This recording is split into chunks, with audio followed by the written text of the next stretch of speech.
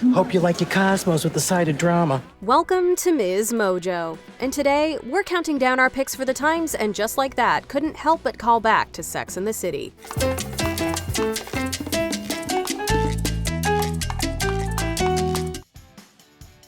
Number 20. Carrie and Big's date nights. Carrie and Big's relationship had its share of highs and lows, but it also had its wholesome moments. You know, you've said that about pretty much every album since we started this little dinner ritual way back on day 3 of the lockdown. What's your point?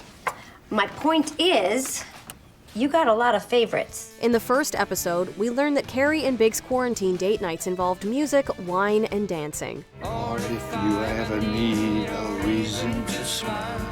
Sex and the City fans might recall a similar scene from the season 4 finale. As Big prepares to leave the Big Apple for his vineyard in Napa, he and Carrie drink wine and dance to Moon River.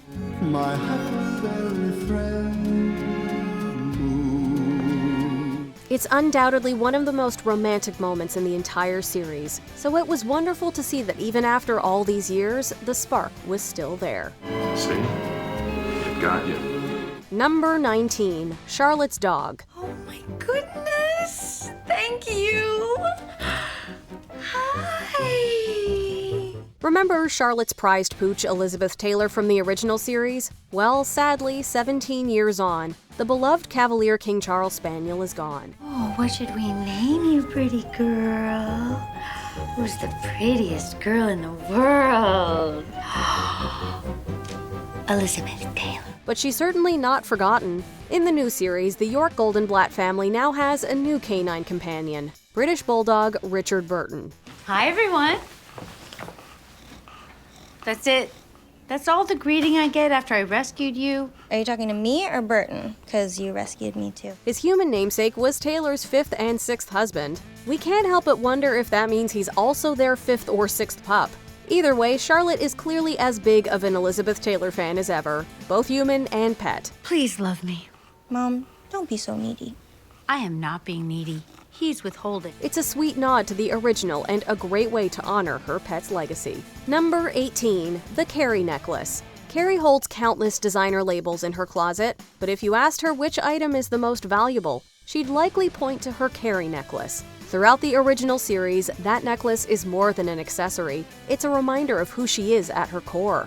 It costs like nothing, but it's priceless. I've just had it forever. That's why it's devastating when she thinks she's lost it in Paris, and all the more poignant when she realizes it had actually been with her the whole time.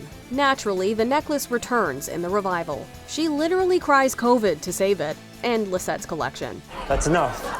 Necklace, now. No, please. Please. This is my nameplate necklace. It means everything to me. But its most meaningful comeback is here, when she puts it on before going through Big's belongings, reminding herself she'll be okay. And just like that, I remembered how much I loved the last 15 years. Number 17. The Pigeon Purse. Sometimes a gift is just so misguided that there's nothing else you can do but tell the person you love them, apparently. Not only is the bird purse all kinds of wrong, but Big's reaction isn't much better. Well, he just sort of reacted stunned for a moment, and then he said, Well, you're welcome. I'll just wait for you outside. Fast forward to and just like that, and would you look at that, a purse shaped like a pigeon. wow, there's some really great stuff in here. No, there isn't. To the costume team, this was apparently the perfect accessory to represent New York. They also revealed Sarah Jessica Parker improvised the gum bit to give the pigeon its spotlight and show how impractical it is. Anyway, all this to say, when did Carrie decide that a bird purse went from being wrong to being right? There's something I've been meaning to tell you ever since the night I gave you the purse. Yeah? You can take it back if you don't like it. Number 16. Sweaty Harry. When Charlotte met Harry, it wasn't exactly love at first sight. Hey, how you doing? You're in the right hands here. He's a killer. Oh. Who the hell ordered blueberry bagels? His profuse sweating was just one of his many qualities that gave her the ick. Even so, this not-so-meet-cute blossomed into arguably one of the best relationships on Sex and the City.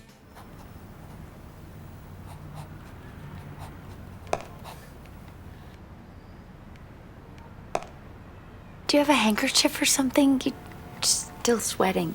And Charlotte clearly managed to get past her aversion, as this episode of And Just Like That shows. When the York Goldenblatts go to Lisa Todd Wexley's home for dinner, Charlotte notices that her husband is looking rather clammy. Oh God, you're sweating already. Can't imagine why. It doesn't go unnoticed by their hostess either. We guess that some things never change, although Charlotte seems a little more at ease with a little perspiration.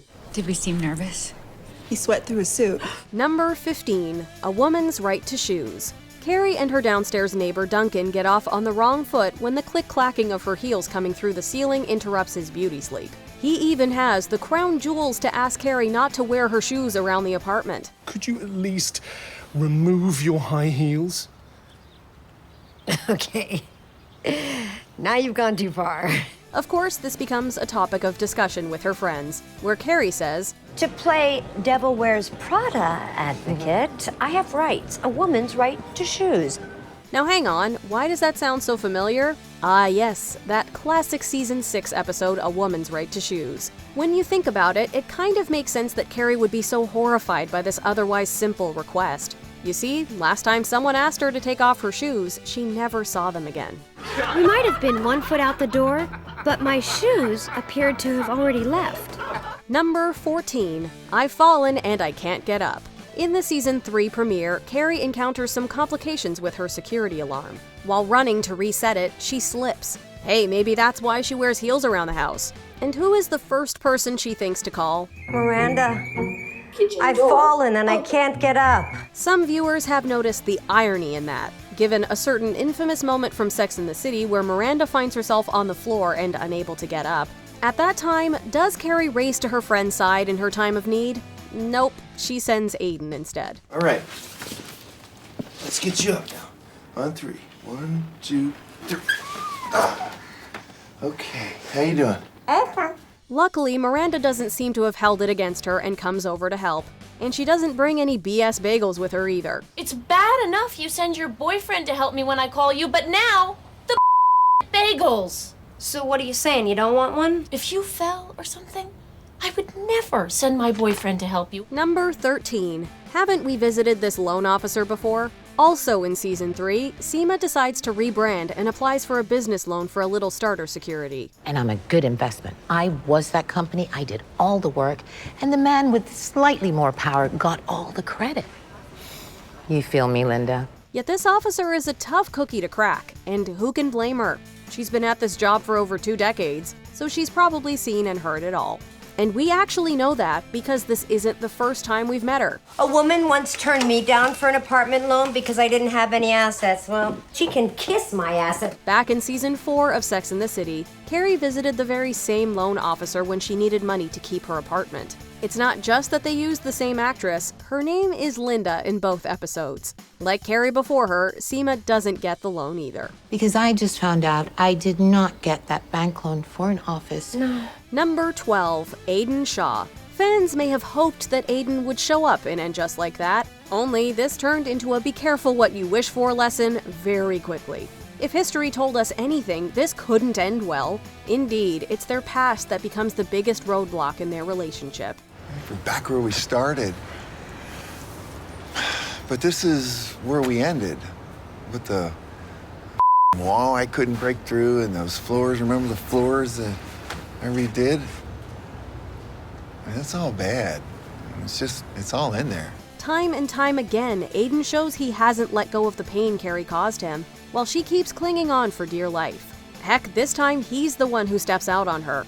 Naturally, it all unravels when Carrie realizes she can't keep reliving the past with him. You said you have trust issues when it comes to me, and men have. You should have said had. You had trust issues, past tense. Okay, what's your point? It's just a word. No, it's not just a word. It's revealing of how you feel. Maybe Trey had the right idea. There's a reason they're an ex, and sometimes it's best left that way. I always thought that I would keep in touch with my ex-husband Trey, but he did not want that. Number 11, Carrie and Miranda's LA conversation. In the season 1 finale, Miranda decides she's moving to LA with Che, which is kind of funny, especially since she's never exactly been a fan of the city. What are you and Lou gonna do? I'm sure we'll have a couple of drinks and about LA. I can't believe he lives out here now. But what really stands out is the chat she has with Carrie about it later on. If you watched the original series, you'll remember a similar, albeit more heated, discussion after Carrie tells the girl she's moving to Paris with Alexander Petrovsky. What are you gonna do over there without your job? Eat croissant? Why can't you be happy for me? I'm sorry, but I don't understand why you have to move away and give up your life. Back then, Miranda was the one worried Carrie was losing herself in the relationship. Now the tables have turned, and it's Carrie asking the tough questions. The roles may be reversed, but the parallels are hard to miss. What are you gonna do in LA all day? Sit in an audience and laugh? Maybe. Okay, that was a bit of judgment. Number 10, Carrie's bachelorette pad. A lot of shit went down in this place. Attention must be paid. Throughout the series and subsequent movies, Carrie's single gal apartment has always been her anchor. And is there for her once again when she moves out of the home that she'd shared with Big. The apartment pays homage to the original series, as it seems like not much has changed since she moved out. You can spot her extensive wardrobe, a barely usable coffee machine, and even her old landline. Now, we all know that Carrie isn't really a fan of modern technology, but some of her household items could probably be found behind glass at a museum in this day and age. Number 9, the revived fashion. Even after saying goodbye to the series, Sarah Jessica Parker always kept a little bit of Carrie nearby. Give me your bag. What? Your bag. It's a baguette. She revealed that she, quote, kept every single solitary thing that belonged to her character. So for the new series, she delved into her storage and retrieved some of Carrie's most classic looks. You look fantastic. Well, thanks. I've been dressed since 5:03. Her long pink shirt dress and asymmetrical gown appeared in the first movie. Eagle-eyed fashion fans may have spotted her Gucci fanny pack, and even the Fendi baguette she had when she was mugged. And, of course, this fashionista would be incomplete without at least acknowledging that iconic tulle skirt. Number 8, the Vivienne Westwood wedding dress. One outfit that we still haven't mentioned is Carrie's iconic Vivienne Westwood wedding gown. You know, the one the designer gifts her after she does that photo shoot for Vogue? And just like that, Vivienne Westwood kicked my sweet little suit's ass. It's a beautiful dress for sure, but surely it doesn't hold the happiest memories. After all, she was wearing that very dress when Big stood her up on their wedding day. And yet, in the season 2 premiere of And Just Like That, we find out that she's kept it all these years. I might have something. I don't know, maybe. I've only worn it once. It's not the best memory. When a last-minute fashion emergency hits at crunch time before the Met Gala, it's Vivienne Westwood to the rescue. We've all heard of upcycling fashion, but who knew you could upcycle emotional baggage too? And just like that, I repurposed my pain. Number 7, Hello Lovers. I spent $40,000 on shoes and I have no place to live? I will literally be the old woman who lived in her shoes. There's no greater love than the one between Carrie and her shoes. Indeed, several episodes center around her penchant for footwear. But it was in season 4 that we first heard the shoeaholic use this affectionate greeting while walking down the street with Samantha. Hello, lover. Oh, I am needing those for my last big night on town. Many things have changed since we last caught up with these Manhattanites, but one thing that has stayed very much the same is Carrie's devotion to her extensive shoe collection. And she still seems to save her special greeting just for them. Hello, lovers. People may come and go, but the latest Louboutins, Manolo Blahniks, or Jimmy Choo's are for life. And apparently, this shot from season 2 was intended as a callback to that OG moment too. Number 6, returning characters. Among the returning cast, there were a few other not necessarily familiar faces unless maybe you're a die-hard fan. Oh, Susan Sharon, it's beautiful. It's 100% Italian cashmere and light as a feather. God, I love it. For instance, we first met Susan Sharon in season 2 when Carrie inadvertently convinces her to leave her husband. In And Just Like That, she shows up at Big's funeral to put whatever beef she had with Carrie in the past. I mean, I know you have a lot on your plate right now, and I'm not expecting an apology or a mea culpa, so just consider this your get-out-of-jail-free card. I love you. I'm back. The end. Also back is Bitsy von Muffling, who you might remember married cabaret singer Bobby Fine in season 5. She first runs into the ladies at brunch and asks about Samantha's whereabouts. Where are we these days? And where's the fourth musketeer? Where's Samantha? She also informs us that Bobby is no longer around, having passed away at the start of the COVID-19 pandemic. I lost Bobby so early in the COVID you couldn't see anyone. No one even knew how to Zoom shiver yet. Number 5, Big never liked beige. One of the major storylines in season 3 centered around Carrie and Big's affair. Can I, show you something in a hutch? These pieces are fantastic. Oh, it's just not really our style. Oh. Yeah, we only like teeny tiny furniture. It begins shortly after the pair, now involved with other people, run into each other during a furniture show. Big drunkenly confesses to Carrie that beige is not his color and reveals that his marriage is unraveling. Where's your wife? Guarding her bid on the silent auction. She's got her eye on a beige chair. Everything in my apartment is now beige. Beige is bullshit. Flash forward to, and just like that, when Carrie decides to sell the apartment. Her fashionable realtor, Seema, compliments the wallpaper, to which Carrie responds, Yes, well, my husband wasn't a great fan of beige. It's not the only reference to Big's previous marriage, as Natasha herself reappears. I don't have a minute.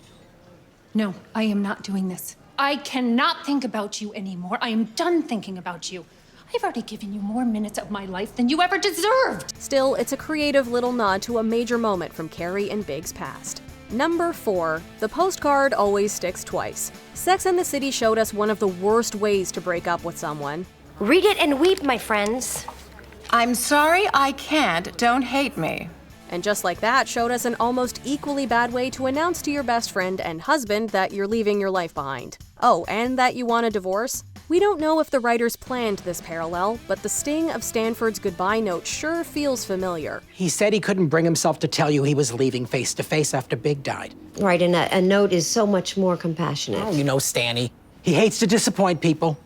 In person. Sadly, Willie Garson had passed away, so a written goodbye was really the only option if they insisted on going with this storyline. Honestly, it was a cruel injustice to the character. Berger had inner demons that made him take the coward's way out, but Stanford would never leave without a proper, heartfelt goodbye. The apartment and all of my belongings are now his. I want no attachments. I have let go of all things that no longer serve me, and I let it all go with love. Number 3, You've Got the Love.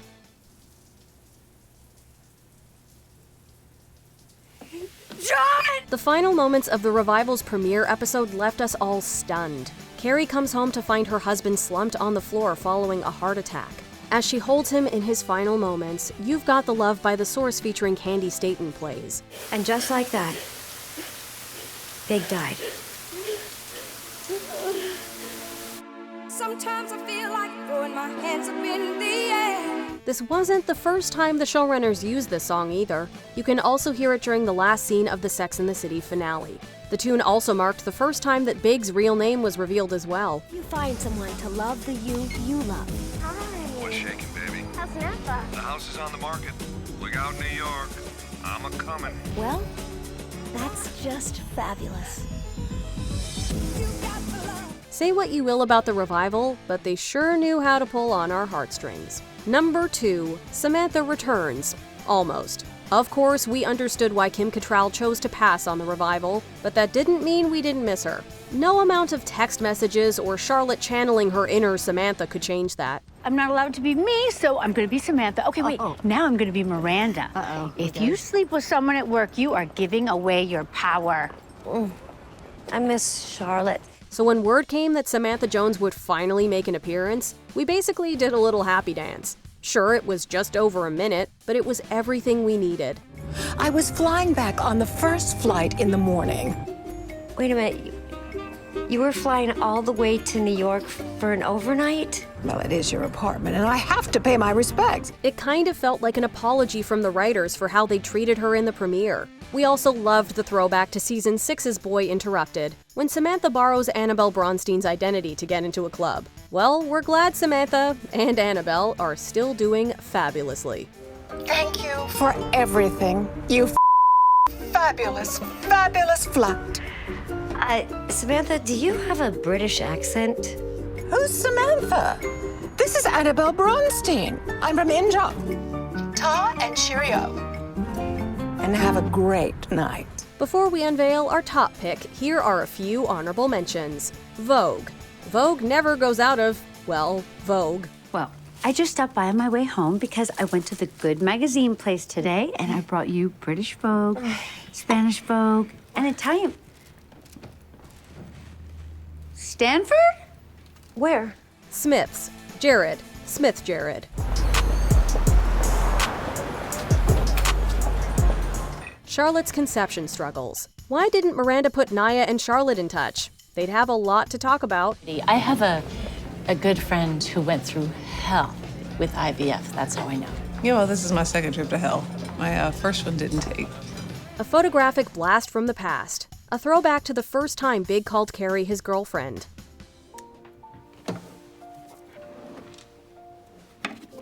Bringing a little Sex in the City to end just like that. Good to see Carrie's book is still doing well. Carrie, did you get any sleep at all last night? No, of course not.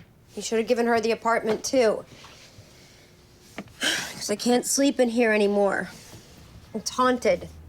Him, her, Gogi. Before we continue, be sure to subscribe to our channel and ring the bell to get notified about our latest videos. You have the option to be notified for occasional videos or all of them. If you're on your phone, make sure you go into your settings and switch on notifications. Number 1, The Wedding Manolo Blahniks. Do you notice anything special? Nope. I see the wedding shoes. How could I not? If the full circle of You've Got the Love left you feeling choked up, then prepare for full-on waterworks. In the first Sex and the City movie, Carrie's blue stilettos become a symbol of her relationship with Big. He uses them to propose, and she wears them to their City Hall wedding. By the power vested in me by the state of New York, I now pronounce you husband and wife. You may kiss the bride.